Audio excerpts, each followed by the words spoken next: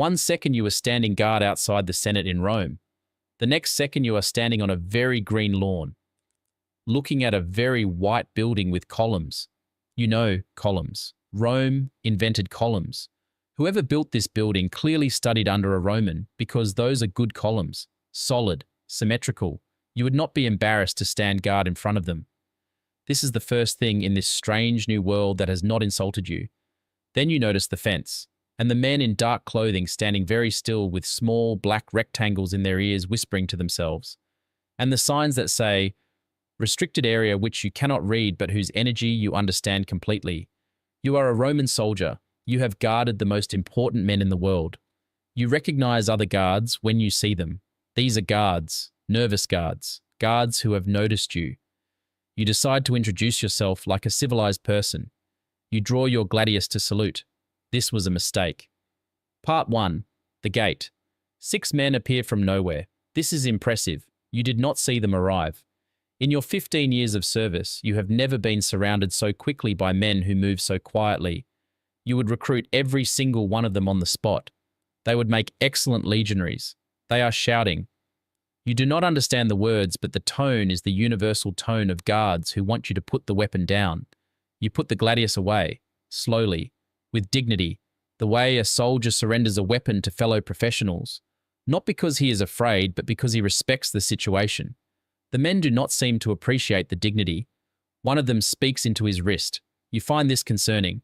A man who speaks into his own wrist is either mad or a sorcerer, and in this strange world, you have learned it is usually the second one. They wave a small black wand over your body. It makes an alarmed sound near your armor. It makes a more alarmed sound near your gladius.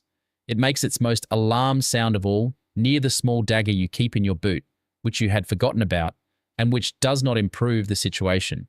They find the dagger. They find the gladius. They find a second smaller dagger you also forgot about. They find a piece of dried meat you were saving. They take everything except the dried meat. You are allowed to keep the dried meat.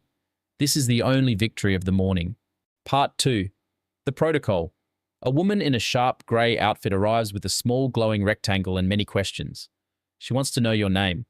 You tell her your full name, your rank, your legion, the name of your commanding officer, the name of his commanding officer, and the names of your father and grandfather, because that is how a Roman introduces himself properly. She types for a very long time. She wants to know the purpose of your visit.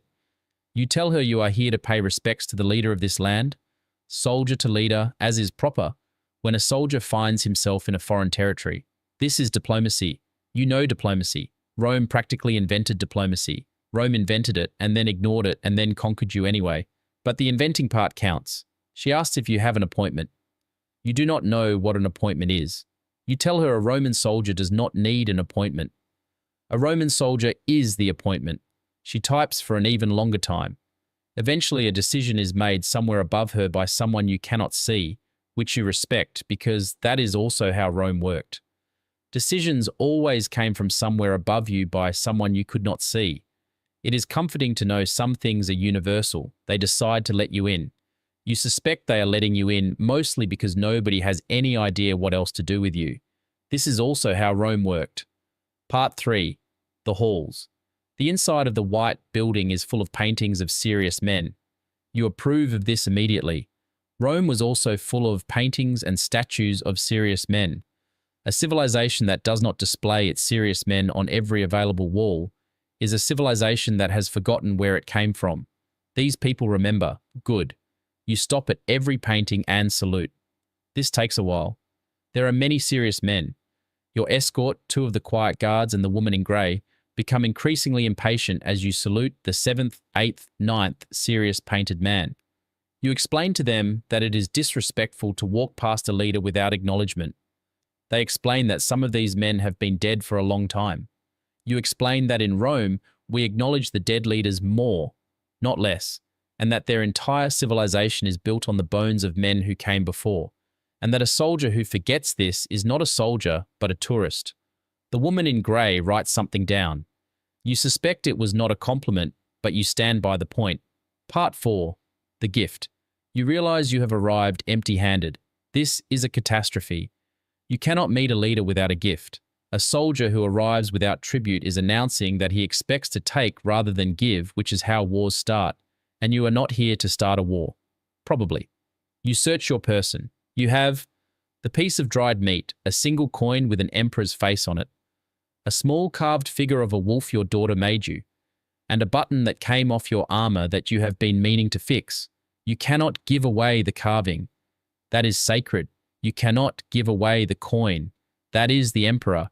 And giving away the emperor's face feels treasonous even here, even now, even when the emperor has been dead for what these people insist is a very long time. You consider the button. You decide on the dried meat. It is the finest dried meat in your cohort. Men have fought over this dried meat. To give it to a foreign leader is the highest honor you can offer. You present the dried meat to the woman in grey with both hands and great ceremony. She does not take it. She explains there are rules about gifts. You explain there are also rules about gifts in Rome, mainly that you accept them or you insult the giver, and that you are now slightly insulted, but that you will allow it because she seems nice and clearly does not know any better. You put the dried meat back in your pouch. The leader will simply have to go without. His loss. Part 5. The office. They bring you to a round room. You appreciate the round room. Round rooms are good for defense. No corners for an enemy to hide in. Whoever designed this room understood something about safety, which makes you trust the man who works in it slightly more than you trusted him 30 seconds ago. There is a large desk. Behind the desk is the leader. He looks like a leader, tired around the eyes the way all leaders look tired, because leading is exhausting and anyone who looks well rested is not actually in charge of anything. You knew a general with eyes like that. He died comfortable in his bed, which for a Roman general is practically a miracle. You salute, properly this time.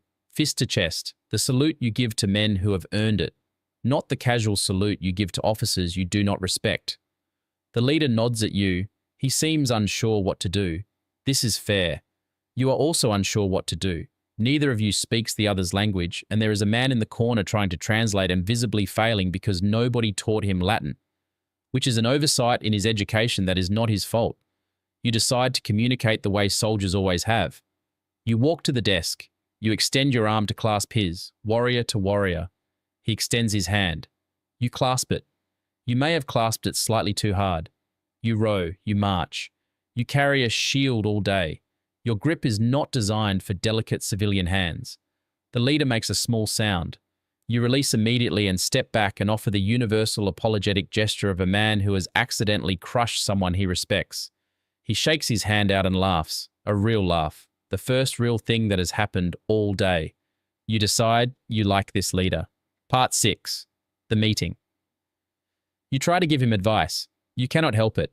You have guarded the Senate for 15 years. You have seen how power works, how it rots, how good men go bad and bad men go worse. And you have opinions. And a leader who does not seek the counsel of his soldiers is a leader who will one day be surprised by his soldiers. You cannot speak his language, so you communicate through gesture and intensity. You point at him. You point at the painting of a serious dead leader on the wall. You make the gesture of a crown. You make the gesture of a falling crown. You draw a line across your throat. The room becomes very tense. You realize this may have looked like a threat. You quickly make the gesture for no.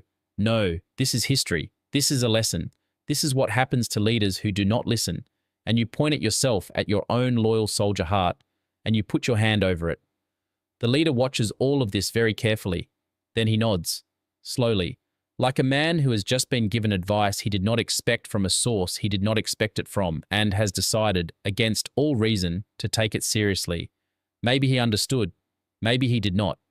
But a soldier does his duty. You have given counsel to your leader. What he does with it is between him and the gods. Closing.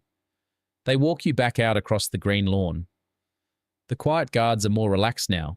One of them returns your gladius, your 2 daggers, and your armor button, which you did not expect and which moves you more than you will admit. A guard who returns another guard's weapons is a guard who has decided you are not a threat. This is the highest trust one soldier can show another. You nod at him, he nods at you. The woman in grey says something that sounds like a farewell. You stop at the white building with the good columns one last time. In Rome, you guarded the Senate. You watched senators lie and scheme and betray, and occasionally, rarely, do something genuinely good for the people they served. You watch the whole machine of power turn and grind and continue. Century after century, no matter who sat at the top, this place is the same machine. Different building, different language, different serious men in different paintings, but the same tired leader behind the same heavy desk, trying to hold the same impossible thing together for a little while longer before handing it to the next person. You understand this place. You salute the columns one final time. Rome fell. This place will fall too, one day, the way all of them do, but not today. Today the columns still stand. And that is enough for a soldier.